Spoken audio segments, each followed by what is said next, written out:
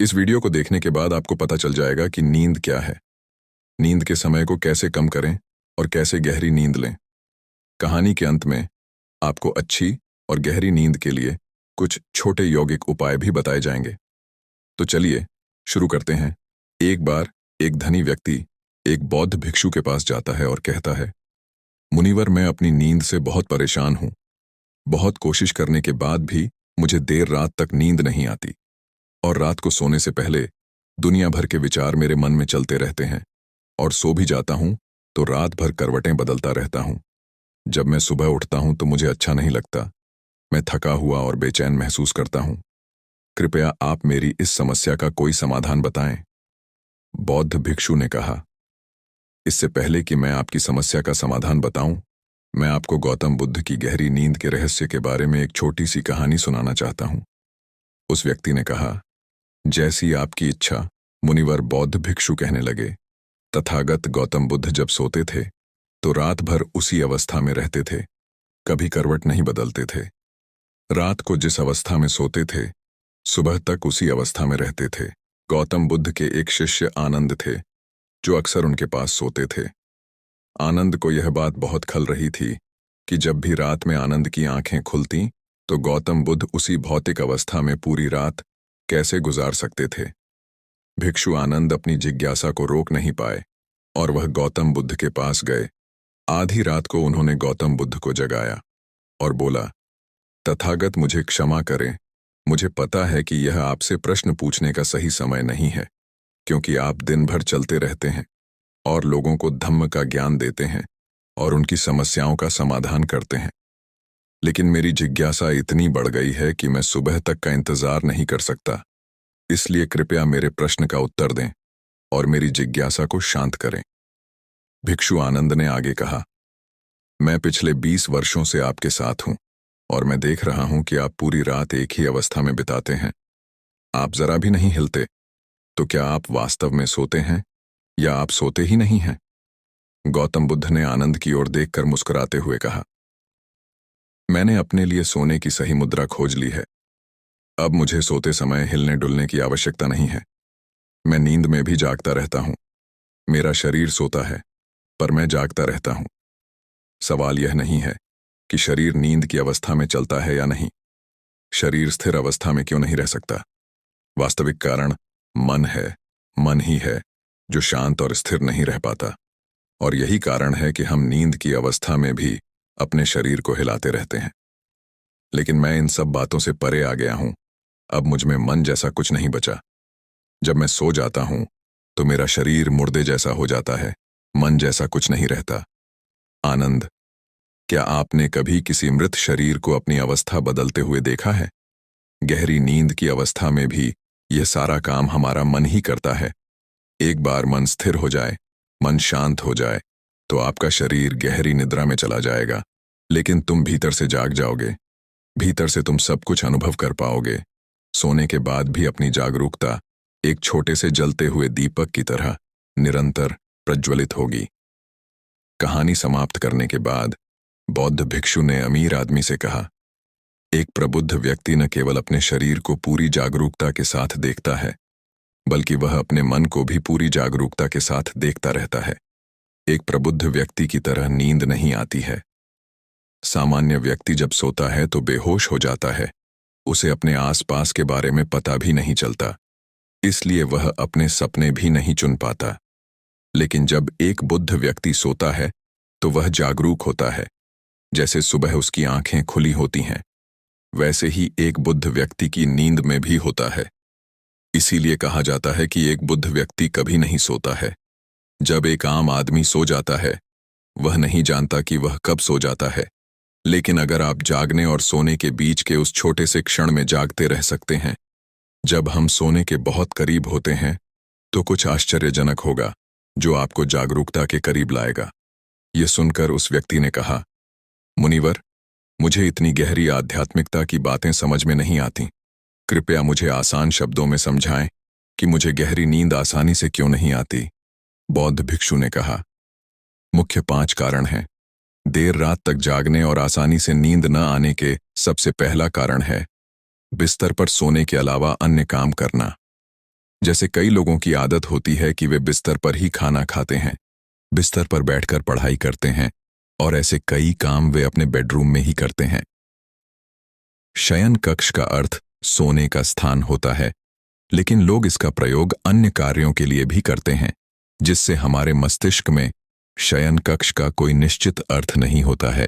इसीलिए जब हम बिस्तर पर सोने जाते हैं तो हमारा मन पूरी तरह से स्वीकार नहीं करता है कि अब हमें सोना है, क्योंकि तुमने एक ही जगह पर दूसरे काम करने की आदत बना ली है।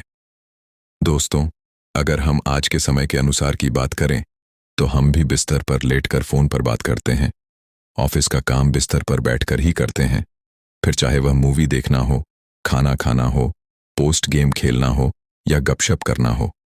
आजकल लोग अपना ज्यादातर समय बिस्तर पर लेटे हुए बिताते हैं, जिसकी वजह से बिस्तर अब हमारे दिमाग में सिर्फ सोने की जगह नहीं रह गया है। और ये एक बड़ा कारण है कि जब हम बिस्तर पर जाते हैं तो घंटों तक नहीं सोते हैं। बौद्ध भिक्षु ने आगे कहा, बौद्ध आश्रमों में एक भिक्षु सुबह होते ही अपना बिस्तर छोड़ देता है और फिर रात के समय ही वापस बिस्तर पर जाता है, जिससे उसके मस्तिष्क को पता चल जाता है कि बिस्तर पर जाने अर्थ है गहन निद्रा। अच्छी और चैन की नींद न लेने का दूसरा कारण है सोने का एक निश्चित समय न होना। बौद्ध भिक्षु ने कहा, यदि आप सुबह जल्दी उठना चाहते हैं और पूरी नींद के साथ सोना चाहते हैं तो आपको रात को जल्दी और एक निश्चित समय पर सोने की आदत डालनी होगी।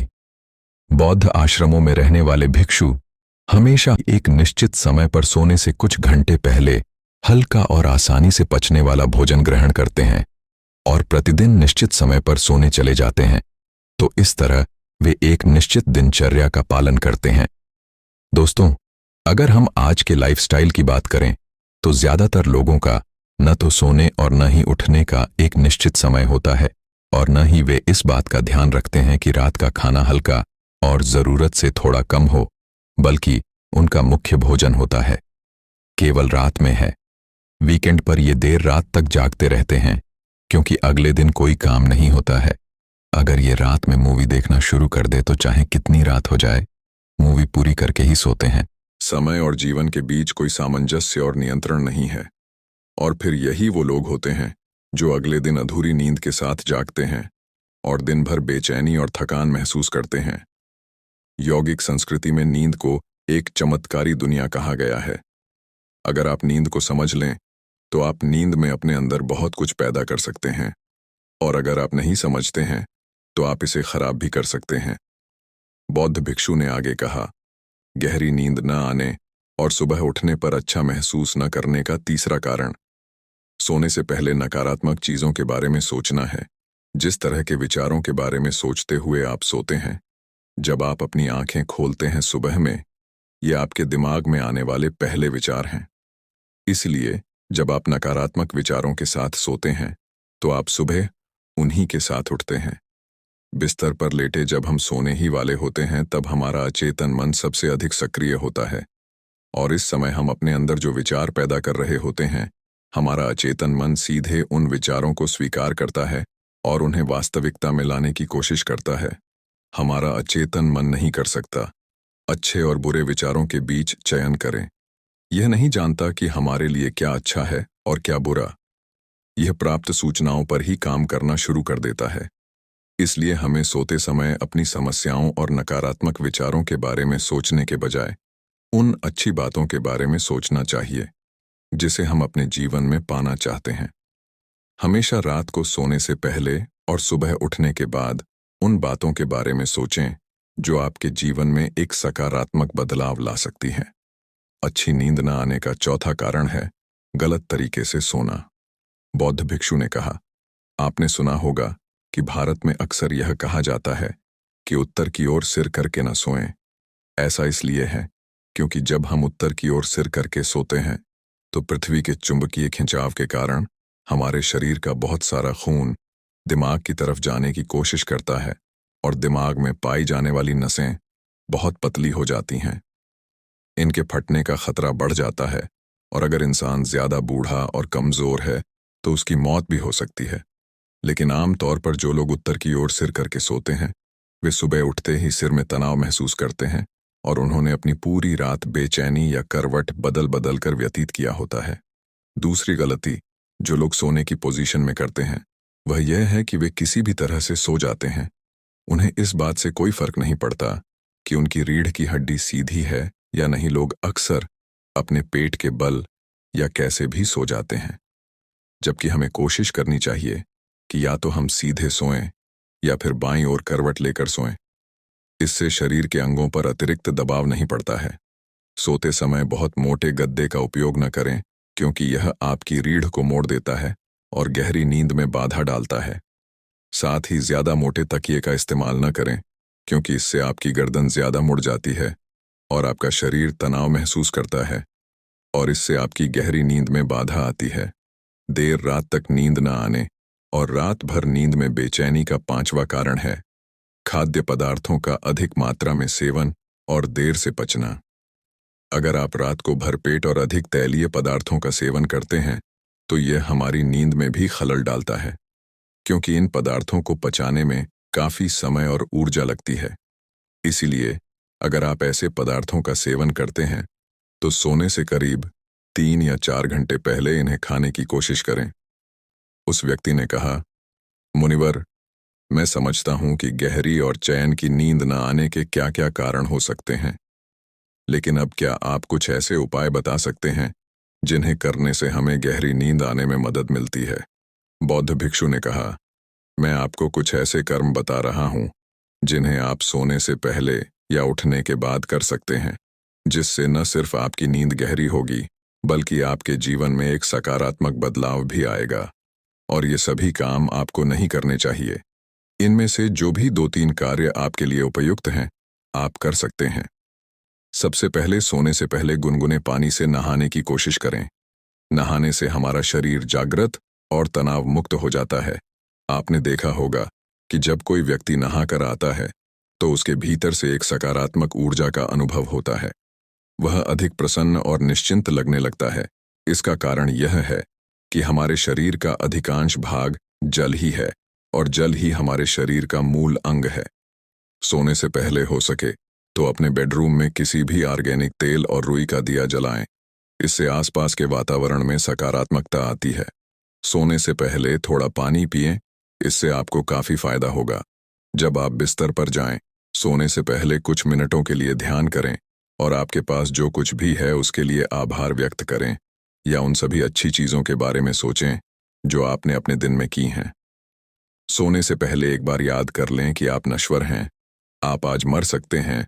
ऐसा सोचने से आप अपनी छोटी छोटी समस्याओं की चिंता करना छोड़ देते हैं। सुबह उठते ही अपने दोनों हाथों को आपस में रगड़कर अपनी आंखों पर रख लें। इससे आपका शरीर जागृत होता है और उठकर हमेशा दाहिनी करवट लें। हमेशा रात को जल्दी सोने की कोशिश करें ताकि आप सुबह जल्दी उठ सकें और पूरी नींद ले सकें। तो ये थे कुछ तरीके जिससे आप अपनी नींद को गहरी और आरामदायक बना सकते हैं। उस व्यक्ति ने बौद्ध भिक्षु को उसकी शिक्षा के लिए धन्यवाद दिया और वहां से चला गया।